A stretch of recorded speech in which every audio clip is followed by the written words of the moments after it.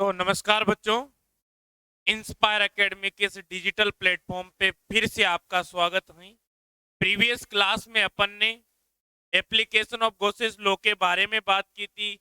आज की जो क्लास होगी उसमें अपन इलेक्ट्रिक फील्ड का कर्ल कैलकुलेट करना सीखेंगे। साथ ही साथ अपन इलेक्ट्रिक फील्ड और पोटेंशियल के बीच में रिलेशन डिफाइन करेंगे, ठीक है।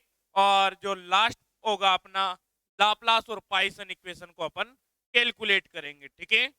तो हेडिंग डालिए बच्चों,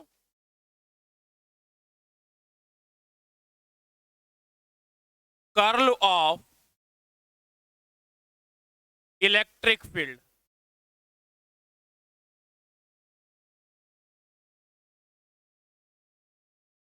ठीक है, तो आइए बच्चों समझते हैं। सबसे पहले अपन एक पॉइंट चार्ज लेंगे और उसकी वजह से फील्ड डिफाइन करेंगे। मान लेते हैं एक पॉइंट चार्ज क्यू है, कुछ इस प्रकार से, और इसकी वजह से आपको इलेक्ट्रिक फील्ड देखना है। तो आप जानते हैं ये क्यू चार्ज है, क्यू चार्ज की वजह से आप इलेक्ट्रिक फील्ड का एक्सप्रेशन लिखेंगे, that is equals to 1/4 pi epsilon naught Q upon R square R cap. आप कुछ इस प्रकार से लिखेंगे बच्चों, किसी को इस बात में कोई कंफ्यूजन नहीं होना चाहिए, ठीक है। तो ऐसा लिखा जा सकता है, नो प्रॉब्लम सर। और यहाँ पे अपन आपको कर्ल कैलकुलेट करना है। आपका जो एम है curl of E vector calculate करना। तो किस प्रकार से करेंगे, क्या अपना सिस्टम रहने वाला, एक बार ध्यान से देखते हैं बच्चों। दो तरीके इसको करने के, जिस भी तरीके से आप करना चाहे वैसा कर सकते हैं। पहले जो मैं आपको बताऊंगा वो सबसे पहले अपन एक थ्योरम का यूज करेंगे यहाँ पे, curl Stokes theorem. Curl Stokes theorem क्या कहती है, ए टू बी आपने E vector dot DL vector calculate किया और जो इसकी वैल्यू होती है, एक minute, close integral E vector dot DL vector की वैल्यू होती है ये curl of E vector dot DS vector होती हैं।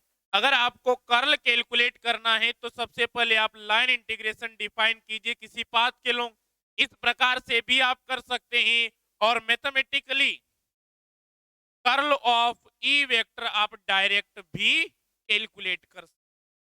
दोनों मेथड आपके पास है, जिस भी मेथड से आप सोल्व करना चाहे बच्चों उस मेथड से आप सोल्व कर सकते हैं, ठीक है। तो अपन दोनों मेथड से यहाँ पे सोल्व करके देखेंगे, ठीक है। तो स्टार्ट करते हैं बच्चों। Curl of electric field, heading डाल लिया होगा आपने।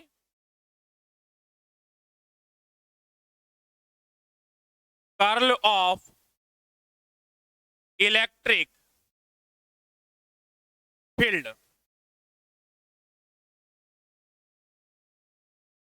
लेट अस कंसीडर, लिखते हैं let us consider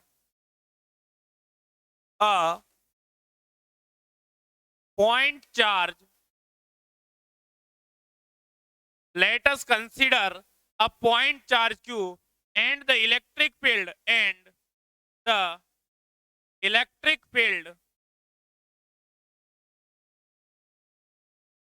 due to this charge, due to this charge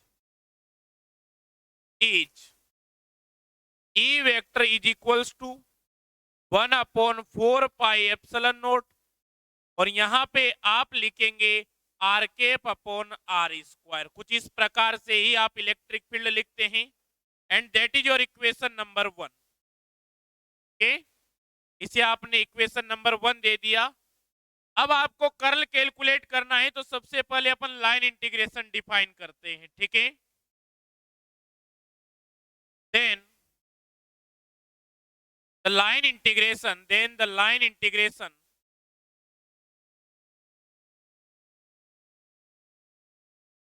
of electric field, then the line integration of electric field for the following path, the following path,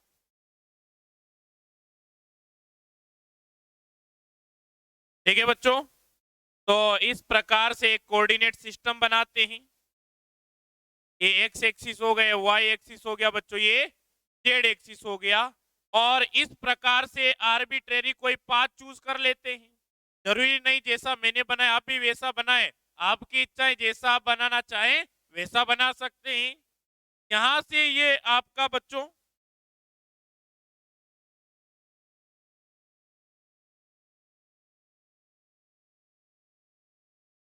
ये R A हो गया और ये point are B हो गया।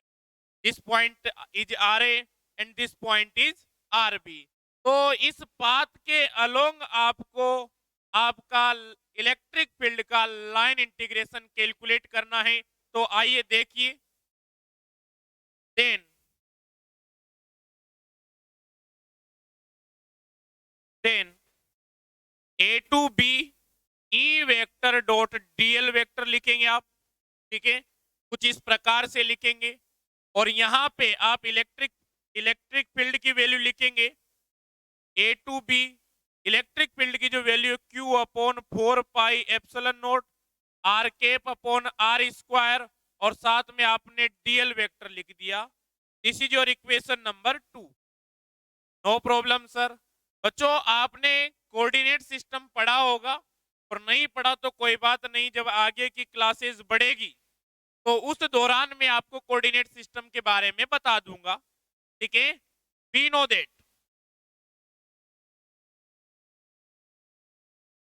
Length element in spherical coordinate system, coordinate, थोड़ा सा patience रखेंगे।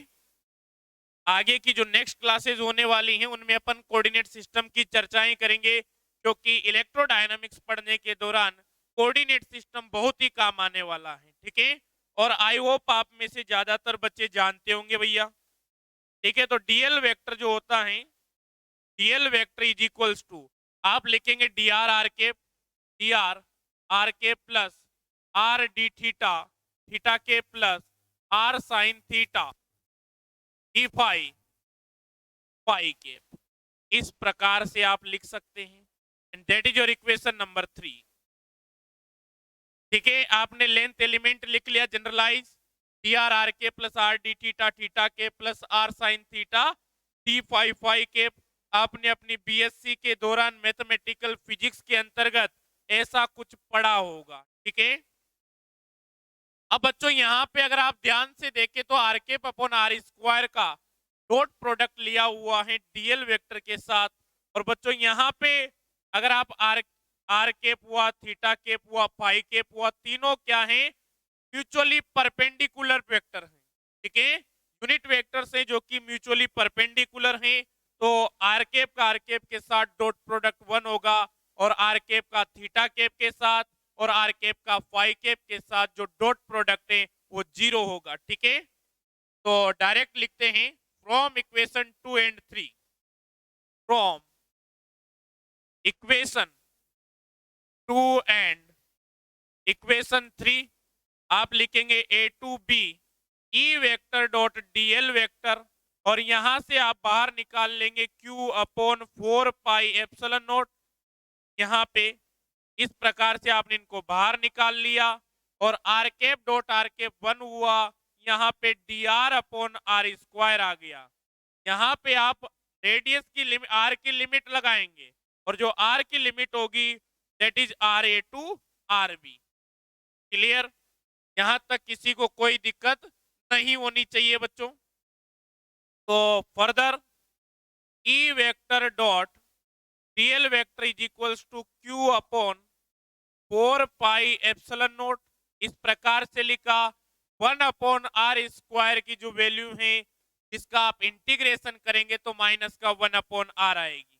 क्लियर है सर, नो प्रॉब्लम। यहां पे लिख देते हैं माइनस का 1 अपॉन आर, इंटीग्रेशन की लिमिट लगेगी R A to R B. Next A to B E vector dot DL vector is equals to Q upon 4 pi epsilon naught आपने लिखा बच्चों, और यहाँ पे माइनस साइन है तो लिमिट चेंज कर दीजिए, या फिर माइनस 1/r भी लिखेंगे, माइनस माइनस प्लस होगा, 1/ra लिखा जाएगा। तो यहाँ पे डायरेक्ट 1/ra माइनस 1/r भी लिख देते हैं। बहुत नॉर्मल सी स्टेप है, लिमिट पुटअप किए, कुछ नहीं किया है, माइनस साइन से अंदर मल्टीप्लाई किया। तो ये आपका इक्वेशन नंबर 4 जाता है। शायद थर्ड अपन दे दिए थे थर्ड, तो इक्वेशन नंबर 4 आ जाता है। क्लियर है? इफ ए बराबर B, that means if the path is close, A बराबर बी का सीधा सा मतलब है कि आप जिस पॉइंट से चलना प्रारंभ करें उसी पॉइंट पे वापस आ जाए। कुछ इस प्रकार आप ए पे चलना प्रारंभ किए, घूम के वापस इसी पॉइंट पे आ गए, तो क्लोज पाथ की बात कर रहे हैं आप। ठीक है, that means path is close, path is close, path is closed. So Ra is equals to Rb, and if you put the value of Ra is equals to Rb, then you can clearly observe this term is going to be zero. Zero होने वाली है भैया। तो यहां से आप electric field लिखेंगे, इसको क्लोज इंटीग्रल बोलेंगे, ई वेक्टर डॉट डीएल वेक्टर, और इसकी जो वैल्यू होगी 1/ra माइनस 1/rb, दोनों इक्वल हैं, तो आप जीरो लिख देंगे। That is your equation number 5। आपने लाइन इंटीग्रेशन कैलकुलेट कर लिया इलेक्ट्रोस्टैटिक फील्ड के लिए, और जब आप क्लोज पाथ की बात करते हैं बच्चों, तो यहाँ पे जो इलेक्ट्रिक फील्ड आता है उसका लाइन इंटीग्रेशन जीरो आता है। ठीक है, from the concept of Stokes curl theorem लिखते हैं यहाँ पे, from the concept of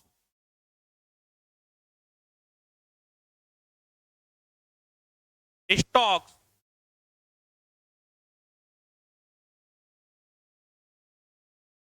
Stokes curl theorem. ठीक है, तो बच्चों जो कर्ल स्टोक थ्योरम होती है, स्टोक्स कर्ल थ्योरम जो भी आप बोलना चाहें, close integral E vector dot DL vector is equals to, यहां पे आप लिखते हैं curl of E vector dot DS vector. ठीक है, जो सिंप्लीफाई फॉर्म में आप बोलना चाहें तो जो स्टोक्स थ्योरम होती है, लाइन इंटीग्रेशन को सरफेस इंटीग्रेशन में and vice versa, that means surface integration को लाइन इंटीग्रेशन में कन्वर्ट करने का काम करती हैं। ठीक है, this is your equation number 6 from equation 5 and 6, 5 and equation 6 आपने इस प्रकार से लिखा बच्चों। आइए यहाँ पे जो इस टर्म की वैल्यू है वो इसके इक्विवेलेंट होगी, that means close integral E vector dot DS vector is equals to zero. आपने इस प्रकार से लिखा, so curl of E vector is equals to zero, and this is your equation number 7। जब आपने यहाँ पे इलेक्ट्रोस्टैटिक फील्ड के लिए कर्ल कैलकुलेट किया तो कर्ल की value zero I. In general हमेशा ऐसा होगा, ऐसा नहीं केवल एक ही केस में होगा, जब भी आप इलेक्ट्रोस्टैटिक फील्ड के लिए कर्ल की वैल्यू कैलकुलेट करेंगे, क्लोज पाथ के लिए लाइन इंटीग्रेशन की वैल्यू कैलकुलेट करेंगे, हमेशा इनकी वैल्यू जीरो होगी बच्चों। ठीक है, तो कर्ल ऑफ ई वेक्टर बराबर जीरो आ गया, और जब भी किसी वेक्टर फील्ड का कर्ल जीरो होता है बच्चों, दैट मींस वो इलेक्ट्रिक फील्ड हुआ या जनरलाइज कोई भी आपका वेक्टर फील्ड हुआ, वो कंजर्वेटिव होता है, साथ ही साथ इरोटेशनल होता है, क्योंकि जो कर्ल होता है वो वेक्टर की रोटेशनल नेचर को बताता है। ठीक है, तो so the electrostatic electric field is conservative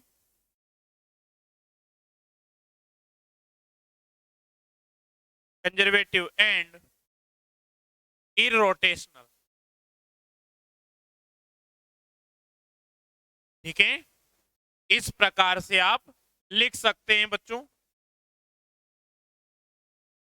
तो एक बार नोट करने का समय दे देते हैं आपको।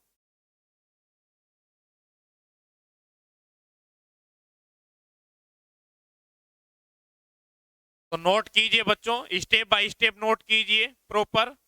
स्क्रीन जल्दी जल्दी नोट करेंगे तो यूट्यूब पे आपके पास ऑप्शन रहेगा कि स्क्रीन पॉज कर ले। ठीक है, स्क्रीन पॉज कीजिए और नोट कीजिए।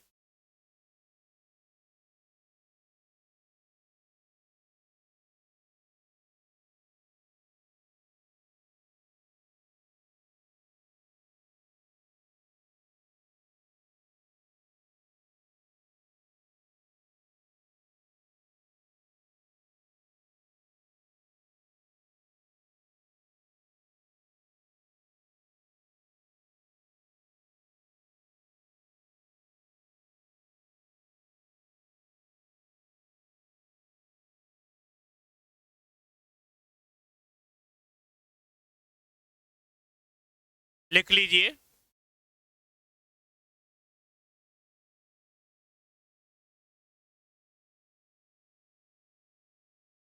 तो इस प्रकार से बच्चों आप कैलकुलेट कर सकते हैं।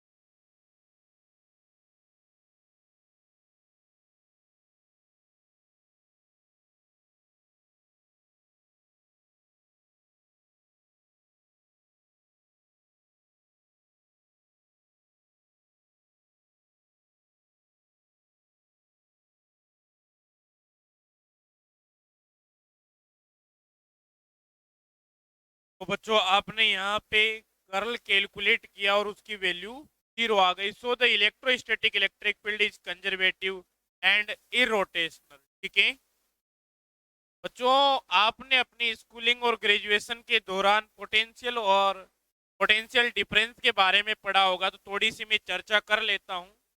आप चाहें तो अपने अकॉर्डिंग लिख सकते हैं, क्योंकि मैं अब पोटेंशियल का जिक्र करने वाला हूं, तो एक बार बता देना चाहिए। आइए, तो बच्चों इस प्रकार से इलेक्ट्रिक फील्ड है, फील्ड ऑफ लाइंस हैं, ठीक है। ये आपका पॉइंट ए हो गया और ये आपका पॉइंट बी। ये आपके इलेक्ट्रिक फील्ड की डायरेक्शन होगी। बच्चों, पॉइंट ए को, अगर पॉइंट ए पे कोई यूनिट टेस्ट चार्ज क्यू रखा हो, क्यू नोट रखा हुआ है, क्यू नोट को पॉइंट ए से पॉइंट बी तक लाने में जो आप वर्क करते हैं, उसी वर्क डन को आप पोटेंशियल डिफरेंस कहते हैं। क्लियर है? आपने क्या कहा? डब्ल्यू को ए से बी तक ले जाने में किया गया कार्य, work done in transporting a unit test charge from point A to point B against the direction of electric field is known as potential difference in simplified form। ये आपकी इलेक्ट्रिक फील्ड की डायरेक्शन हो गई, यहाँ पे आपका point A हो गया, ये पॉइंट बी हो गया। इस टेस्ट चार्ज क्यू नोट को जब आप पॉइंट ए से पॉइंट बी पे लाएंगे, तो जाहिर सी बात है आपको वर्क करना पड़ेगा, और वही वर्क डन आपके पोटेंशियल डिफरेंस के इक्वल होता है। W A to B upon Q naught is equal to B B minus B. यहाँ पे कुछ पोटेंशियल होगा, यहाँ पे कुछ पोटेंशियल होगा, दोनों का जो डिफरेंस होगा वो यूनिट टेस्ट चार्ज को पॉइंट ए से पॉइंट बी तक ले जाने में किए गए वर्क डन के इक्वल होता है। क्लियर हो गया होगा, आई होप एक ही बार में। अगर आप इस पॉइंट ए को इनफाइनाइट पे ले जाते हैं, तो आप क्या कहेंगे? इनफाइनाइट से यूनिट टेस्ट चार्ज को इलेक्ट्रिक फील्ड में किसी पॉइंट आर पर ले जाने में किया गया वर्क डन क्या कहलाएगा? आपका पोटेंशियल कहलाएगा। ठीक है, तो वहां पे आप किस प्रकार से लिखेंगे? डब्ल्यू कहां से लेके आ रहे? इंफिनिटी से ला रहे हैं, इलेक्ट्रिक फील्ड में किसी पॉइंट पी पे ला रहे हैं जो कि आर डिस्टेंस पे है। ठीक है, इस प्रकार से लिखा, अपॉन क्यू नोट लिखा बच्चों, और यहां पे आपने लिख दिया V of R minus V of infinite, और जो इंफिनिटी होते हैं वहां पे आप पोटेंशियल जीरो मानते हैं, तो आप डायरेक्ट लिखेंगे V of R is equals to W infinity to R upon Q naught, that is equals to V of R। ये चीजें आपने स्कूल लेवल के दौरान पढ़ी होगी, नहीं पढ़ी हो तो अब मैंने एक बार समझा दिया है। आप एमएससी के स्टूडेंट हैं, तो इतना मान के चलते आपको आता होगा, और नहीं सर लिखवाइए तो मैं लिखवा भी सकता हूं। बच्चों, बड़े ध्यान से देखिए, आप जब आप यहां से यहां तक लाएंगे तो आपको वर्क करना पड़ेगा, जाहिर सी बात है। तो वर्क डन आपको डिफाइन करना पड़ेगा। तो अगर पोटेंशियल डिफरेंस की बात करते हैं बच्चों, यहाँ पे पोटेंशियल डिफरेंस आपने यहाँ से यहाँ पे लेके आए, तो आपको वर्क करना पड़ेगा। Work done in bringing a unit test charge from point A to B, from point A to B, तो आपको वर्क करना पड़ेगा F vector dot D R vector, और जो आप लेके आ रहे हैं ए से बी के लिए लेके आ रहे हैं, आप अपोजिट डायरेक्शन में लेके आ रहे हैं इलेक्ट्रिक फील्ड के, तो आपको यहाँ पे माइनस लगाना पड़ेगा। ठीक है, इस प्रकार से आप लिख देंगे, और यहाँ पे बच्चों जो एफ वेक्टर की वैल्यू होगी वो क्यू नोट ई वेक्टर होगी, जाहिर सी बात है। F vector is equal to Q naught E vector लिखा जाता है। यहाँ पे आप एफ वेक्टर की वैल्यू रख दीजिए, तो डब्ल्यू ए से बी, यहाँ पे माइनस क्यू नोट बाहर आ गया, और ई vector dot D R vector आपने लिख दिया जब आप ए से बी पे किसी पॉइंट को लेके जाए। क्लियर है? आइए बच्चों, यहाँ पे इस क्यू नोट को डिवाइड कर देंगे, डब्ल्यू ए से B upon Q naught is equals to minus A to B E vector dot D R vector आपने लिख दी। क्लियर है? और यहाँ पे इसकी जो वैल्यू होगी आप पहले ही डिफाइन कर चुके हैं, V B minus V A, that means VB minus VA. This is your potential difference and that is equals to minus A to B E vector dot dr vector. Clear है? अगर आप point A को infinite consider कर लेते हैं बच्चों, तो V of R की जो वैल्यू होगी minus infinity to R E vector dot dr vector. ठीक है, तो इस प्रकार से आप लिख सकते हैं। तो आपने एक्सप्रेशन पढ़ा है कि जो पोटेंशियल की वैल्यू होती है minus integration infinity to R E vector dot dr vector होती है। आप चाहें तो इसे अपनी भाषा में लिख सकते हैं, अपनी लैंग्वेज में लिख सकते हैं, और ये सब चीजें आप जानते होंगे, ऐसा मैं मान के चलता। ठीक है, तो बच्चों अब अपन इलेक्ट्रिक फील्ड और पोटेंशियल के बीच में रिलेशन डिफाइन करेंगे with the help of this curl. आपने पढ़ा है कि इलेक्ट्रोस्टैटिक फील्ड के लिए कर्ल जीरो होता है, और इसी कॉन्सेप्ट का यूज करते हुए अपन इलेक्ट्रिक फील्ड और पोटेंशियल के बीच में रिलेशन डिफाइन करेंगे और फाइनली पोटेंशियल का एक्सप्रेशन कैलकुलेट करेंगे। ठीक है, तो स्टार्ट करें बच्चों। आइए हेडिंग डालिए, रिलेशन बिटवीन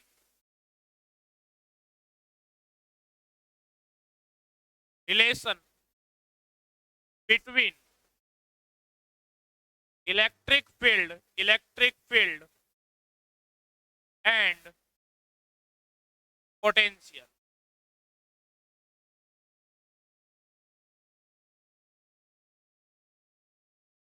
ठीक है बच्चों, तो आइए चर्चा करते हैं।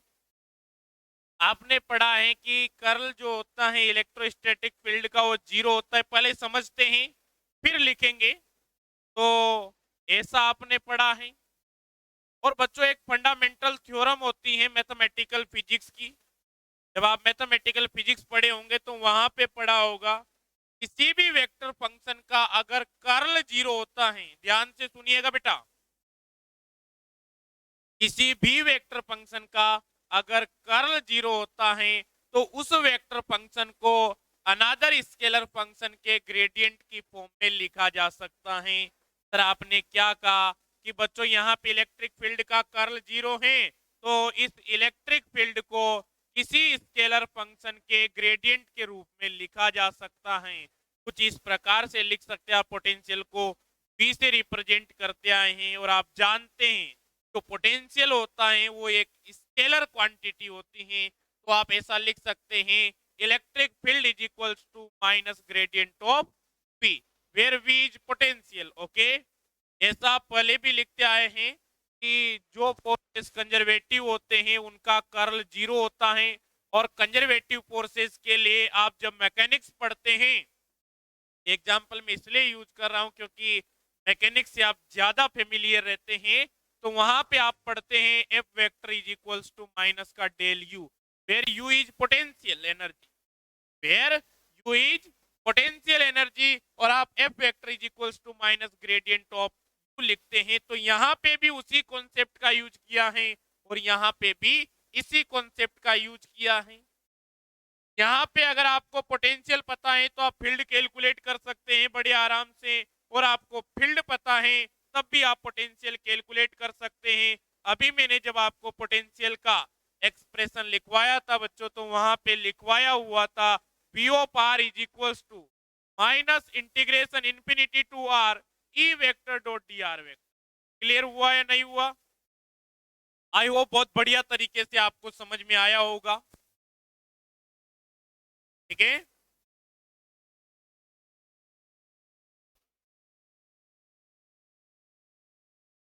Relation between electric field and potential की अपन बात कर रहे थे। Since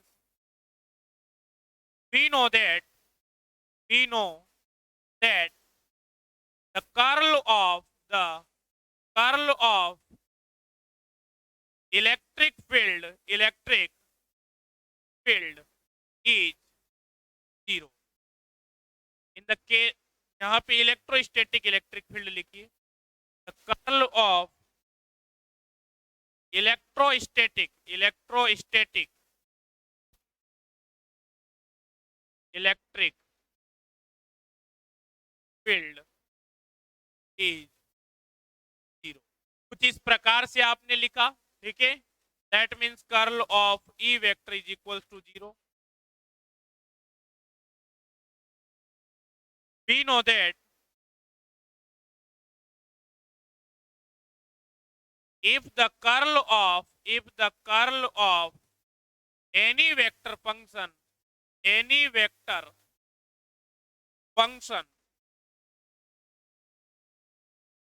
is zero, if the curl of any vector function is zero, then the vector function can be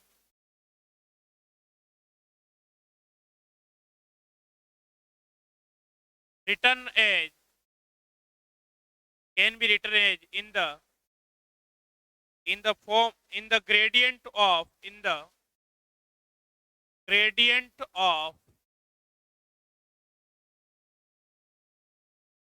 a scalar function of a scalar function। ठीक है बच्चों, तो E vector is equals to minus del B, इस प्रकार से आपने लिख दिया। और जाहिर सी बात है, किसी भी स्केलर फंक्शन का जब आप ग्रेडियंट डिफाइन करते हैं तो एक वेक्टर क्वांटिटी आपको मिलती है, that is your electric field. This is your equation number, इसे आपने 1 दे दीजिए इसे आप, and that is your equation number,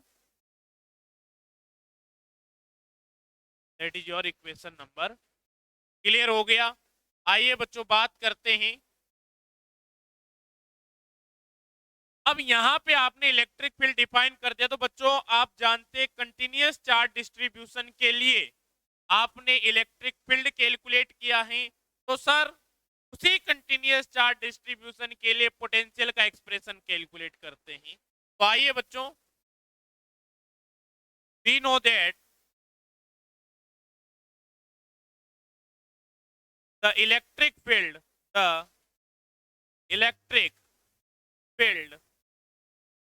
due to we know that the electric field due to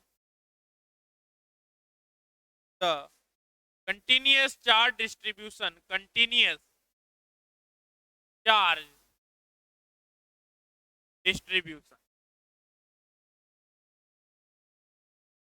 ठीक है।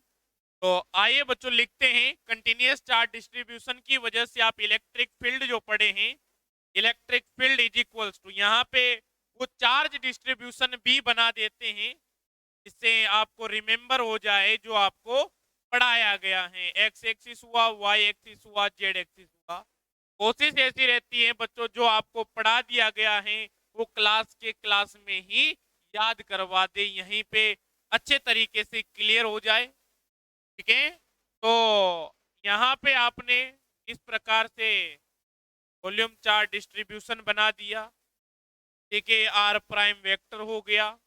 यहाँ पे पॉइंट पी पे आपको इलेक्ट्रिक फील्ड कैलकुलेट करना है, तो ये आपका स्मॉल आर वेक्टर हो गया, and that is your R vector. Okay, इस प्रकार से आपने लिखा है। जब वॉल्यूम चार्ज डिस्ट्रीब्यूशन की आपने बात की थी, और करली आर वेक्टर की जो वैल्यू होगी, जाहिर से बात है R vector minus R prime vector लिखी जाती, ठीक है।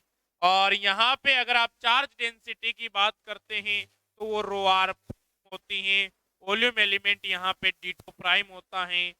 और यहाँ पे जनरलाइज वॉल्यूम आप मानना चाहें तो इस प्रकार से मान, नो प्रॉब्लम, ऐसी आर्बिट्रेरी शेप मान ली, उसमें एक आपने वॉल्यूम एलिमेंट डी2 प्राइम सेलेक्ट कर लिया eight position are prime.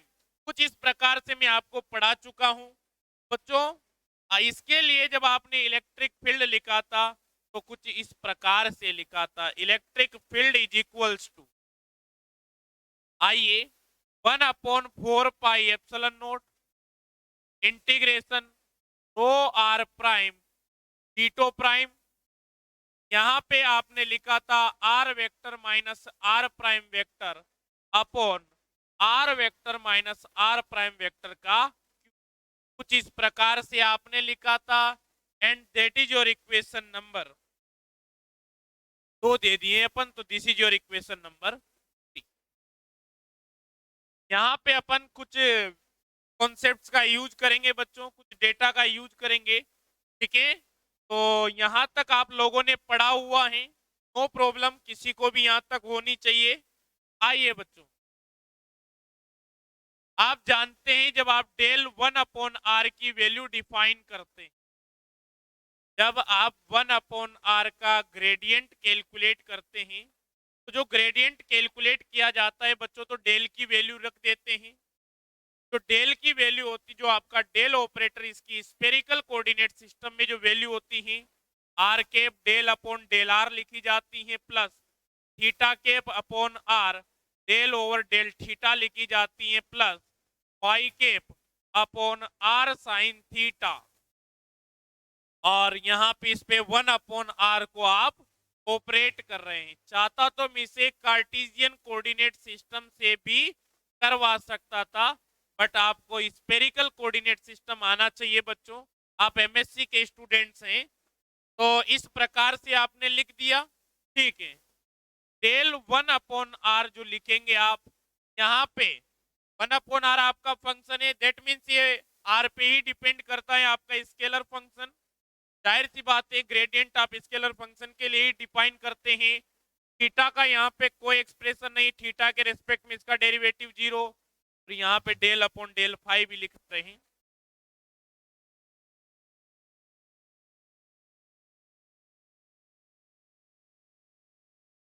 Del over del phi, और फिर ऑपरेट करेंगे 1/r।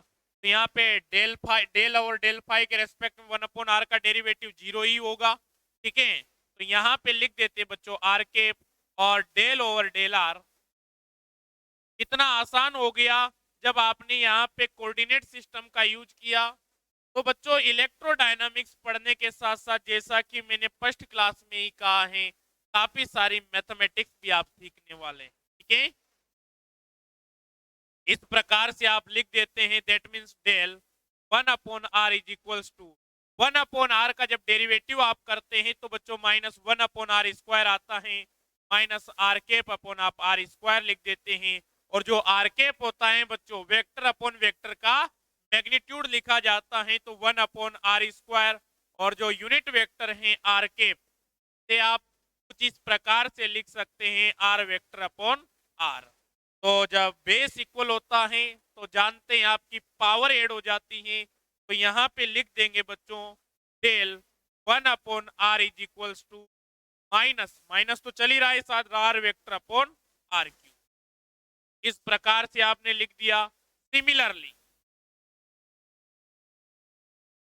डेल, यहाँ पे आप लिखेंगे बच्चों, अगर आप यहाँ पे आर को रिप्लेस कर देते R vector minus R prime vector से, अगर आप आर को इस प्रकार से रिप्लेस कर देते हैं,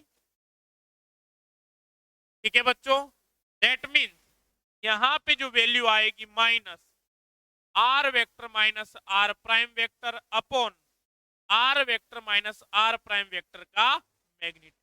कुछ इस प्रकार से लिखा जा सकता है। आपने इक्वेशन नंबर 3 दे दी थी, इसे आप इक्वेशन नंबर 4 दे दीजिए एक बार के लिए, ठीक है। तो यहाँ पे पावर 3 लगाइए बच्चों, कि आर क्यूब है। अगर आप अपने एक्सप्रेशन को बड़े ध्यान से देखें तो इस टर्म की जगह आप क्या लिखने जा रहे हैं, del 1/r vector minus R vector prime का मैग्नीट्यूड। तो आइए लिखते हैं बच्चों, इलेक्ट्रिक फील्ड इज इक्वल, यहां पे आप लिख रहे हैं कर्ल, और इलेक्ट्रिक फील्ड लिख रहे हैं आप, electric field is equals to, ठीक है। यहां पे आपने लिखा हुआ है rho R prime theta prime, ठीक है। और साथ में लिखा हुआ है ये सब कुछ, और यहाँ पे 4πε0 तो साथ का साथ चल ही रहा है बच्चों, ठीक है। तो इस पूरे एक्सप्रेशन की जगह आप लिखेंगे माइनस माइनस बाहर निकाल लिया डेल, आपने लिख दिया 1/r vector minus r prime vector का मैग्नीट्यूड। इस प्रकार से आपने लिख दिया बच्चों। ये भी कॉन्स्ट, ये यहाँ पे इस डेल को आप बाहर निकाल लीजिए। जैसे ही इस डेल ऑपरेटर को आप बाहर निकालेंगे, निकाल लीजिए बाहर, यहाँ पे लिख दीजिए डेल और लगा दीजिए इंटीग्रेशन। यहाँ पे आप लिखेंगे रो r prime theta prime upon 4 pi epsilon naught और साथ में लिखेंगे r vector minus r prime vector का मैग्नीट्यूड। इस प्रकार आपने डेल बाहर निकाल लिया और इस प्रकार से लिख, ठीक है। इस प्रकार से आपने इसे इक्वेशन नंबर 5 दे दिया बच्चों। कोई प्रॉब्लम आपको इसमें नहीं होगी। और आपने ई वेक्टर बराबर माइनस डेल भी लिखा है, जो कि इक्वेशन नंबर 2 है। From equation 2 and equation 5, okay, इस प्रकार से आप लिख सकते हैं। तो value of potential V of R is equals to, भाई यहाँ पे माइनस डेल भी लिखा हुआ है वहां पे, तो कंपेयर करके V की वैल्यू आपको क्या दिखाई दे रही है, यहाँ पे आप देखिए तो integration rho r prime theta prime upon 4 pi epsilon naught और साथ में लिख देंगे r vector minus r prime vector. और ज्यादा अच्छे से लिखना चाहिए इस एक्सप्रेशन को, तो यहाँ पे 1/4 pi epsilon naught rho r prime theta prime upon, यहाँ पे लिखेंगे r vector minus r prime vector. कुछ इस प्रकार से आप लिख सकते। क्लियर हो गया। तो यहां से आपने पोटेंशियल का एक्सप्रेशन कैलकुलेट कर लिया। जिस प्रकार से आप कंटिन्यूअस चार्ज डिस्ट्रीब्यूशन के लिए फील्ड कैलकुलेट करते थे, आपने यहाँ पे पोटेंशियल डिफाइन कर दिया। कुछ बच्चों के मन में ऐसा प्रश्न होगा कि सर, जब अपने पास एक independent physical entity electric field था, तो हमें पोटेंशियल की क्या जरूरत आन पड़ी, हम पोटेंशियल क्यों डिफाइन करते हैं। तो बच्चों, अगर आप पोटेंशियल को बड़े ध्यान से देखें तो ये एक स्केलर फंक्शन है और इलेक्ट्रिक फील्ड एक वेक्टर क्वांटिटी होता है। तो जाहिर सी बात है, एक वेक्टर फंक्शन को डील करना थोड़ा कॉम्प्लिकेटेड होता है in comparison of scalar function. Scalar function को आप इजी वे में डील कर सकते हैं। तो यहाँ पे अपन ने एक और फिजिकल एंटिटी डिफाइन कर दी, जो कि आपके इलेक्ट्रिक पोटेंशियल के नाम से जानी जाती है। ठीक है, तो पोटेंशियल से अपन कैलकुलेशंस करेंगे और जाहिर सी बात है, आप पोटेंशियल से फील्ड डिफाइन कर सकते हैं। अगर आपको किसी का पोटेंशियल पता है तो आप इलेक्ट्रिक फील्ड इजीली कैलकुलेट कर सकते हैं। E vector is equals to minus del V vector, del V sorry vector नहीं, E vector is equals to minus gradient of potential से आप इलेक्ट्रिक फील्ड कैलकुलेट कर सकते हैं बच्चों। ठीक है, तो ये आपने पोटेंशियल डिफाइन कर दिया। तो इलेक्ट्रिक फील्ड हुआ, चार्ज डेंसिटी हुई, पोटेंशियल हुई। अभी तक आप फंडामेंटल इन तीनों का बार बार यूज करते आ रहे हैं। चार्ज डेंसिटी, पोटेंशियल और फील्ड, तीनों के तीनों ही इलेक्ट्रोस्टेट में बेहद इंपॉर्टेंट है बच्चों। तो इस प्रकार से अपन ने यहाँ पे पोटेंशियल का एक्सप्रेशन डिफाइन कर दिया। आइए आप एक बार नोट कर लीजिए, लिखिए बच्चों। स्क्रीन को पॉज करेंगे, आराम से लिखेंगे, फिर मैं आगे बढ़ा दूंगा, फिर आप लिखते जाइएगा। ठीक है।